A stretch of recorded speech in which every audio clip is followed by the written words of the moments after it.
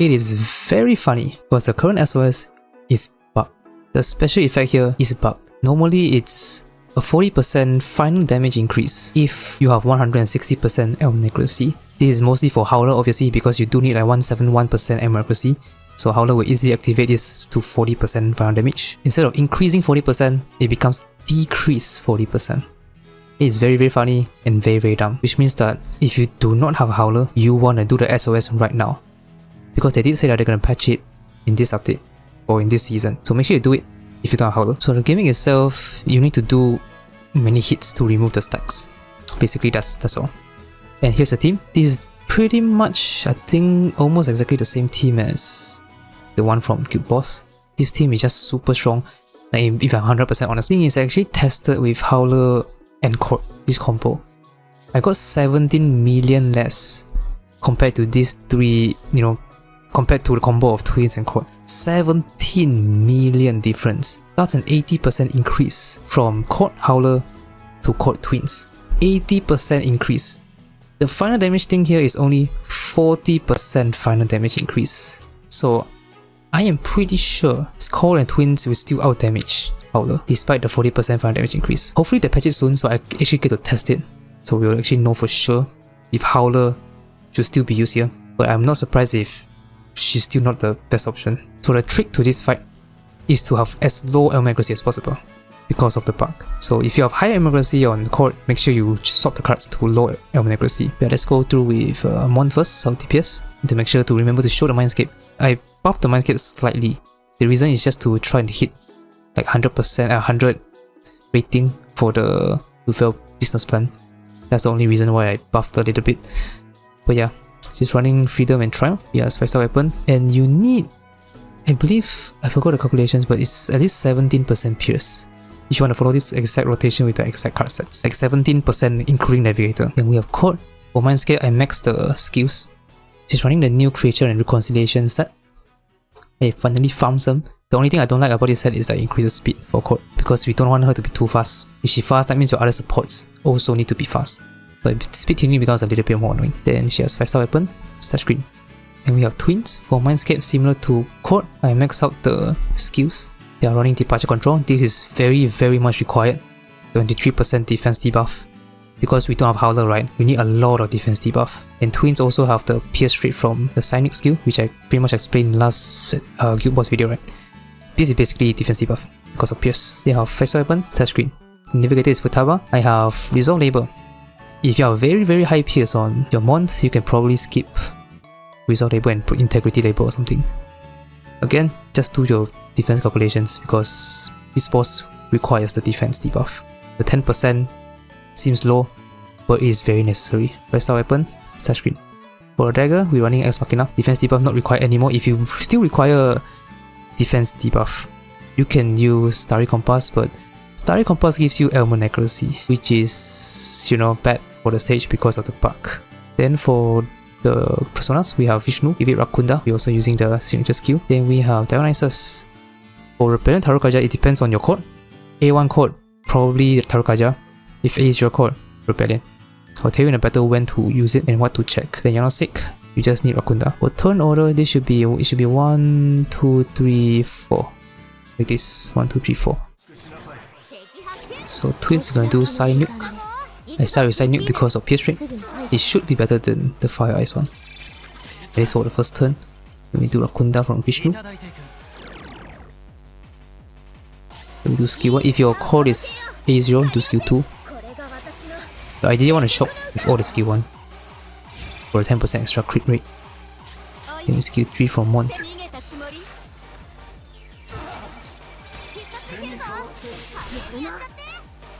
You can also check another thing is the dissolution. This one is bugged, so instead of increase, it's actually decrease. So the lower the number here, the better. I think they're gonna patch it soon, this update. So we can take advantage of it if you don't have Howler. We do skill 1 for Taba. We do Fire Ice.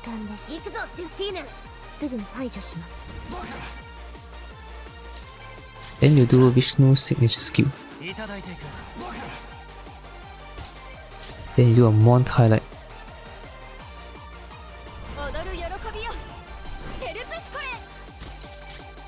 Futaba's for the court skill 1.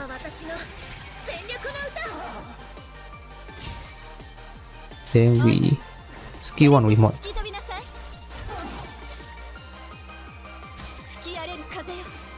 Yeah, I forgot to mention that you can check the crit at this point. It's fine, we're gonna check it now. So the crit here you need to plus 17.5%. Just make sure that you don't overcap to over 100%. 17.5 because 10% from shock, 7.5% from the Triumph card set. Now with Futaba, you're actually gonna do something different.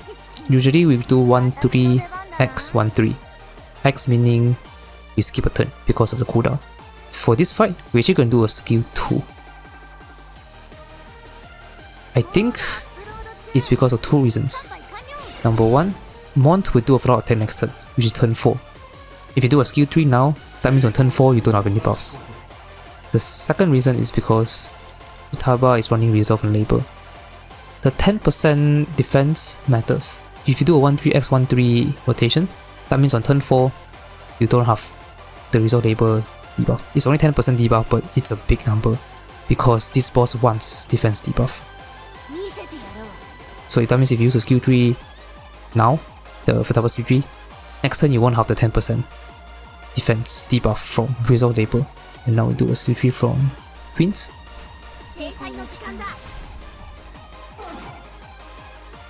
So on this turn, it depends on your crit rate of your DPS. If you're running a Court A1 like me, you do a Tarukaja. This one, you can check the crit rate. If your crit rate is very low, you can just use a Rebellion. Rebellion is like 16.5 or something. With the skill amplification from the Twins, it's probably 17 something, 17+%. So just check, just look at the crit rate. So for me it's Tarukaja, you might be Rebellion if you have only A0 Court. Then we do a skill 3 from Court.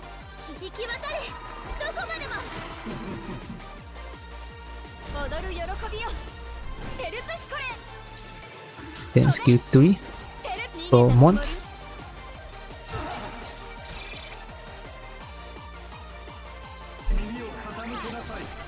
Now we are actually going to do a skill 2 again. The reason is because the skill 1 is still active, first of all. Second reason is so that we can get the Data Storm next turn. We want to make sure that we have Data Storm so that we can skill 3 on the very last turn. That's what we do on skill 2.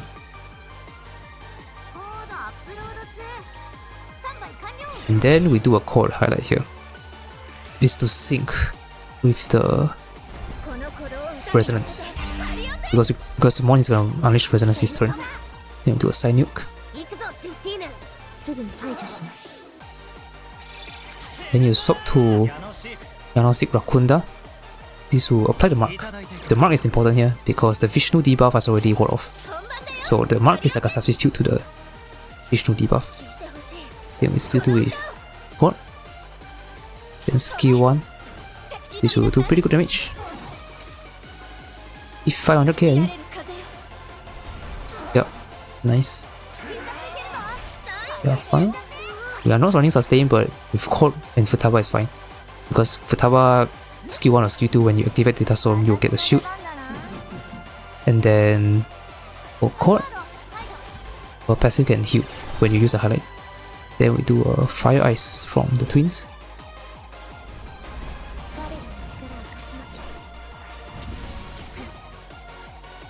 Then Fire Ice again, the skill.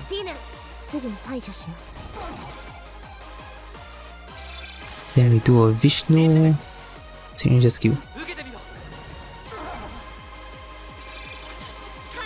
Then we skill 1 with the shock, that's good. Then skill 3 from Mont.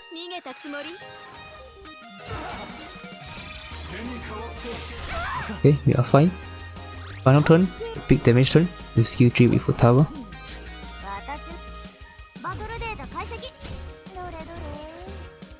Skill 3 with Twins.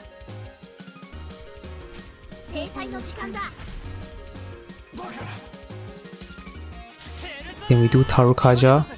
If you use Rebellion, just now use Rebellion again. If you use Tarukaja, just now use Tarukaja again. Depends on your core awareness and your crit rate. Then we skill 3 with Chord.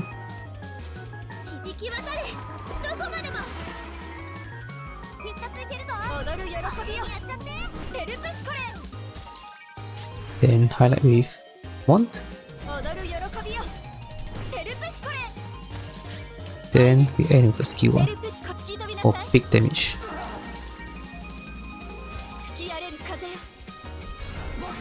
Big damage should be 40 million.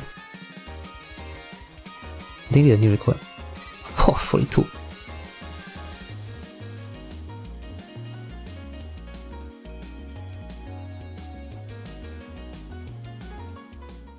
For other side, we have the Flying Snake.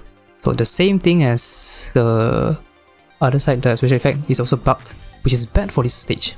Because Haru wants the element accuracy buff because she gets crit damage from the element accuracy. So it becomes a bit contradicting. The boss doesn't want element accuracy, but Haru wants element accuracy. So this side should be the lower scoring side. For the boss gimmick itself, very simple. It's just 20% more damage from the gun. And this is a team. Despite the bug, we still want element accuracy for Haru. I tried using a Cherish team, did not score higher. Haru, Sawamako buffs element accuracy for Haru. Also attack, and also the skill 3 can debuff, right? So Haru, right, her passive buffs both the crit damage and the attack here. So if you remove element accuracy, that means you also remove the crit damage and the attack buff for Haru. And after doing a bit of testing, I don't think it's worth removing for this fight, for this team. So we will still want to keep the 150% element accuracy. Ideally, you just want to keep at exactly 150 because the stage effect caps at 160. So this thing is 160. So you ideally want to just hit exactly 150. But I cannot do that because I have like Sawamako, Haru and all that. And the 5-star weapon, so it becomes a bit difficult to cap at exactly 150. So I have to take the L on the 40% decrease in final damage. But yeah, she is running Wisdom and Pleasure. And the thing is that 5-star weapon also gives element accuracy. But you cannot also remove it, because if you remove it, you also remove the buffs that the other buffs that the weapon gives. So it's very, very contradicting. So you see that the element accuracy is very low, but Sawamako gives like 60% or something. Then the passive also gives 18, Sari Compass also gives. I'll talk more on Sari Compass later because the dagger is also contradicting. Then we have Sawamako. It is required because the skill 2 buffs attack also. And also element accuracy, which Haru also wants, even though you don't want for the stage. So yeah, skill 3 is also useful here. For the debuff, Harmony and Power, or Victory Harmony also works. 4-star weapon, stat screen. Navigator is win. If possible, remove all the element accuracy cards. I have a bit here, but yeah, I don't really have any other cards. Then 5-star weapon, stat screen. Now I want to talk a bit about the Starry Compass. Similar to like literally Haru and Sawamako, this thing is also contradicting because it buffs element accuracy, which is not what you want, but Haru also wants it. And if you don't want to use Starry Compass, your next best option is going to be Ex Machina, which is not a bad dagger, but compared with Starry Compass, especially for a Haru team, it's worse. Because if you remove the element accuracy, you have defense debuff and 12% side damage increase. Those are pretty good buffs, so you still want to use Starry Compass. I tried changing this to Ex Machina, it got worse despite having 150% element accuracy on Haru already. Now for Persona, Chikokuten with Rebellion. Then we have Faminuzume with War Thunder for the shock, for crit. Then Shiva, my Shiva is Overclock 2. I recently got it to Overclock 2 from I think Luffy Business Plan. It can debuff more defense now. It's 45% instead of the regular 30% at Overclock 0. Then for turn order, just make sure that Leon is number 2. So it's gonna be 1, 2, 3, 4. Then skill 2 from Sawamako.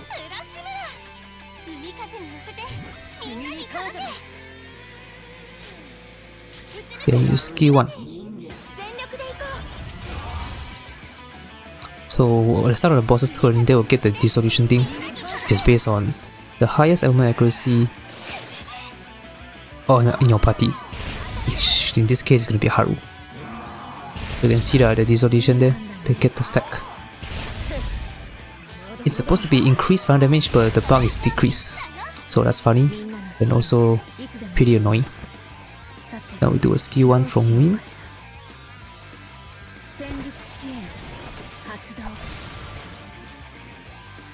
And yeah, you see that it's 40% here because the Haru is more than 160% element accuracy. Then we do Mazio or War Thunder. Pray for shock. Wow. 5 out of 5. Then we do a Haru highlight.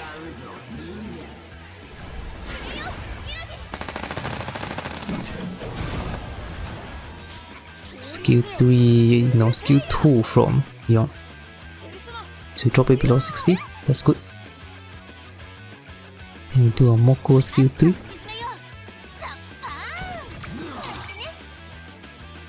Then we do a Haru skill 3.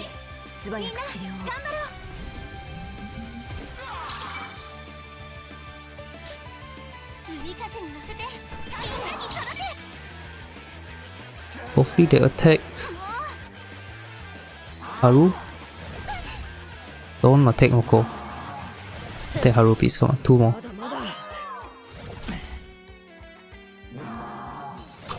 Nope. Okay, we do a... Yeah, before that, here's an interesting thing here. It's 29.4% now, just now it's 40, right? The reason why it's 29.4% is because Moko's skill 2 wore off. So Haru's element accuracy dropped below 160, so it becomes like what? 117 now, because skill 2 wore off. So that's interesting. Then we do a skill 3 from Win.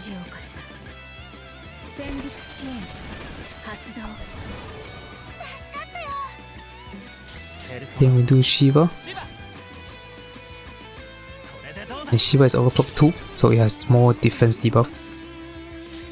Then skill 3. Sadly the HP is like max. Then we do a skill 2 from Moko.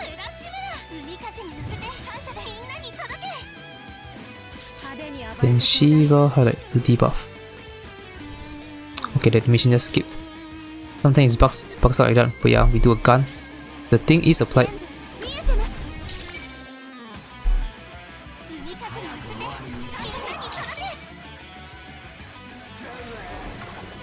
This turn is the electric prick turn. The skill 2 timing very bad.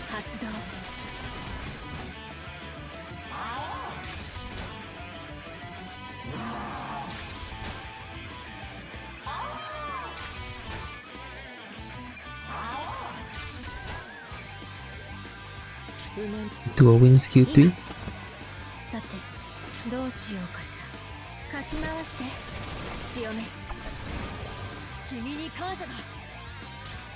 Then we go Jikokuton Rebellion.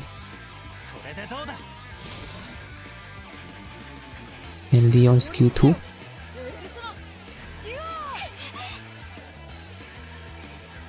Skill 3 from Moko.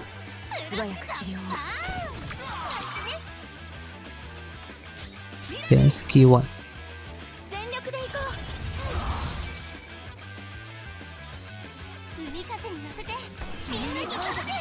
Please hit Haru. Don't dodge any. You wanna remove the shield, because the shield can heal her. Okay, good. Very good. Hits everything. Then we do a win skill 1.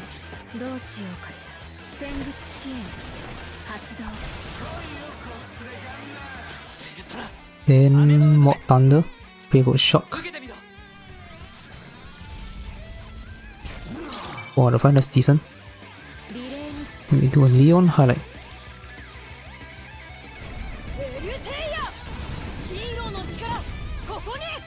Then skill 3.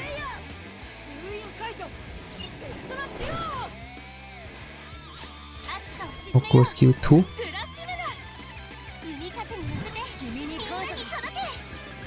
Haru skill 3. Now pray they hit Haru, please. You just need one hit. Just need one hit. And it's enough to go below 60 from Leon skill 2 later. Okay, one hit from Voidal Torrent. Not Garudan. Garudan is 2 little damage. Okay, beautiful. Then we do a skill 3 from Win. Don't heal Haru.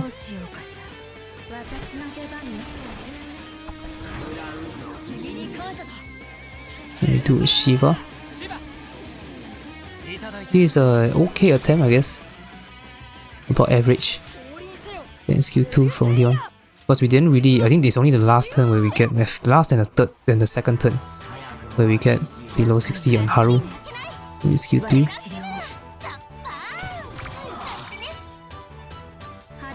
Then Haru highlight.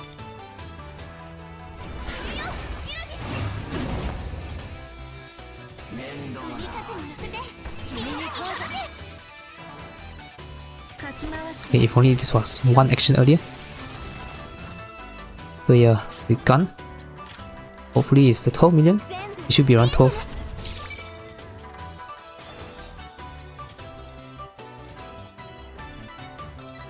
Okay, yeah, close enough.